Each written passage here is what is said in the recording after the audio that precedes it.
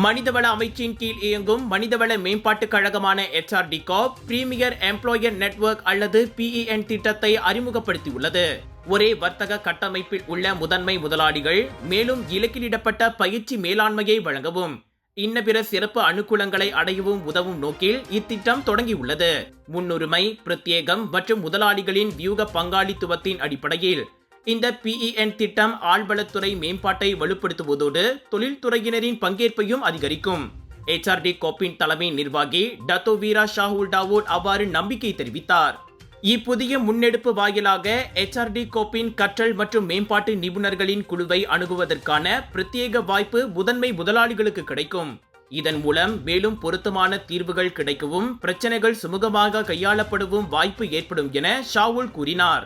இந்த PEN திட்டத்தின் கீழ் வரும் ஜூன் தொடங்கி முதன்மை முதலாளிகள் 6 நன்மைகளை அனுபவிப்பர்.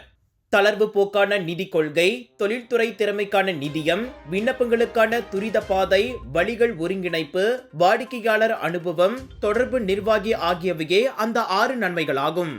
இது தவிர ஆக கடைசி தகவல்கள், பயிற்சிகளின் முன்னோட்டம், நன்னடத்தை பகிர்வு, சிறப்பு கழிவு, HRD Corp தூதர் திட்டம் உள்ளிட்ட அனுகூலங்களையும் முதன்மை முதலாளிகள் அனுபவிப்பர். PEN திட்ட அறிமுக விழாவில் மனிதவள அமைச்சின் தலைமை செயலாளர் டத்தோ அஸ்மான் முகமது யூசுப் உள்ளிட்டோரும் பங்கேற்றனர்.